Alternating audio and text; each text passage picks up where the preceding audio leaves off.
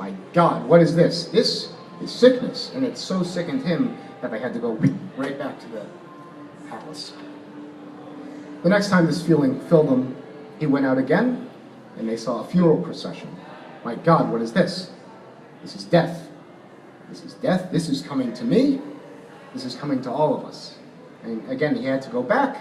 When he returned to the palace, the gods saw to it that all the dancing girls and the attendants in his place fell asleep in very untidy positions, suggesting death, sickness, and in fact the impermanence and suffering that fills our lives whether we like it or not. They went out once more, and on this way they passed by a holy man, an ascetic, one who was following the Opus Dei style of I can't say the word, flagellations, the self-torture that brings you closer to spiritual enlightenment, supposedly. What is this? Siddhartha says. This is a holy man. This is a man who has sought to it to find what it is, what existence is all about. That is what I'll do. And so Siddhartha left his young wife and his newborn child to go lead the life of a holy man. He joined the Hindu ascetic monks who are torturing themselves, not unlike what we think of the followers of John the Baptist doing, the great apocalyptic seer. And he studied with gurus and did this and went through his trials and tribulations and realized it wasn't for him. He found his own way. He sat down beneath the tree, which we call the immovable spot, the Bodh tree, which means illumination. And for however many days, he sat there until he achieved true illumination. And what we are to take of this, and what the Buddha took of this, was that this illumination is something that cannot be taught. Only the way can be taught. An experience you cannot tell someone what an experience is. Only having that experience can define it. So that's the story of the book. Or some of it, at least. The Wheel takes a lot of those themes from that story, a lot of the clues that are within it, and it democratizes it. As Jack Kirby, the king of comics from the United States, famously said, comics are the democratic storytelling art form.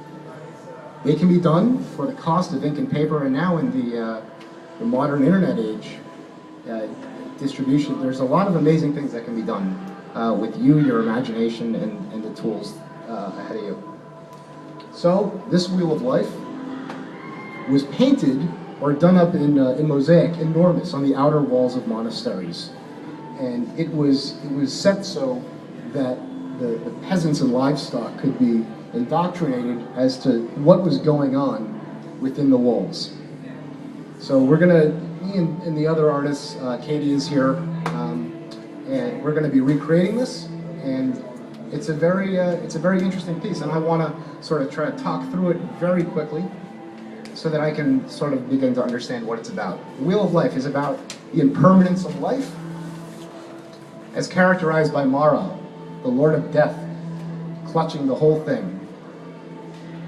At the very hub, we see that existence is driven by greed and desire. Surrounding that, souls go up and down based on their karma. The outer wheel has 12 panels, 12 comic panels that are divided with a nice little decorative gutter, as we call in comics. And these are I call this eat, pray, love. It's practical and impractical and the things that you do during your life. The inner wheel has 5 or 6 sections, and these are meta states. These are yanas. Nirvana, the place where no wind blows. These are other yanas, and they are different meta states of heaven and hell and the animal realms of carnal desire and all kinds of stuff. So the idea... Actually, sorry to interrupt. I just have a quick question about the formal aspect of this from a comic perspective for those of us, like myself, who are less familiar. So you said these are gutters that divide individual scenes. How does that, for somebody who is illiterate or not familiar, how do these work, formally speaking? Like, how do you know that that's divisive? So, this comes from Scott McCloud, who writes theory on comics. What happens in between these gutters is up to you. That's what makes comics special. that the storytelling connection doesn't happen. It's a connection that you have to make within your own imagination so that there's an interpretive element to the work. And this work, which is incredibly open-ended, it doesn't go from top left to bottom right. It goes around and around and around, and you have to engage in different things that your dharma, different duties, and different states. So, in comics, when you look at the detail here, you'll see that the way that the panels are divided varies. Here, there's decoration. In the center, with the black and the white, there's no gutter at all. So there's all these different graphic design, visual linguistics that comics can encompass. And it's like body language, right? Even if the layman doesn't know what that's supposed to mean, it remains there. There's something to be picked up from it. I think that. Oh, that's very interesting to talk about how the actual visual linguistics of the work communicate. Cool. So, just to wrap up the wheel, life is suffering. Okay. This much I hate to break it. This much we know. Now, if you don't like it, you can do as the Buddha did and pull out, disengage. The Buddha is pointing over to nirvana, which is this devotional symbol to regard, something to meditate upon. And it's interesting to think of how myself and the other artists will be reinterpreting all these symbols and forms as they fit into this very ancient and traditional structure. No words. It's democratic. Anyone can read this. You don't have to be able to read language. Just as we all read the Sunday funnies before we learn how to read. We know how to read pictures. That's something that's intuitive to us. So that's what I got for the wheel.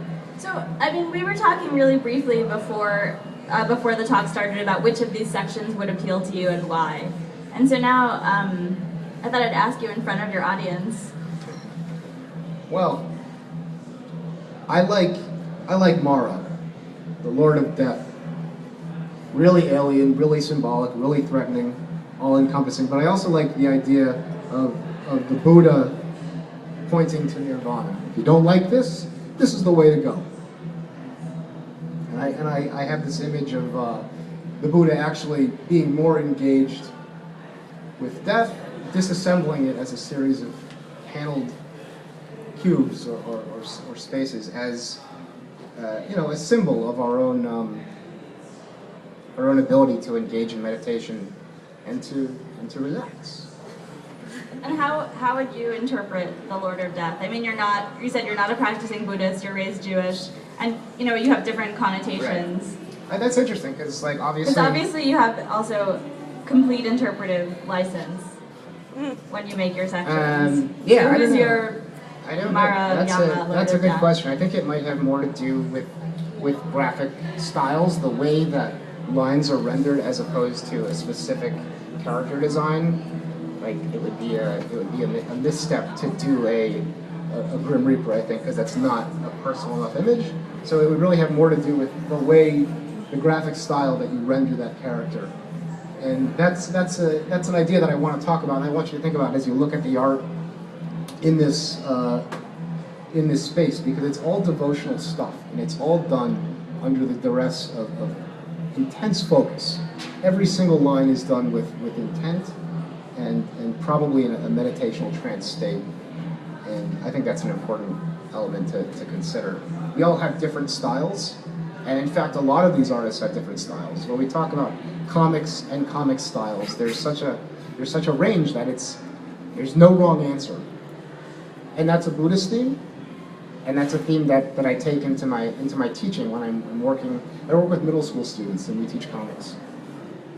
And there are guidelines and basics and graphic linguistic stuff to be digested, but if they're doing it with intent and with focus, who's to say that that's wrong?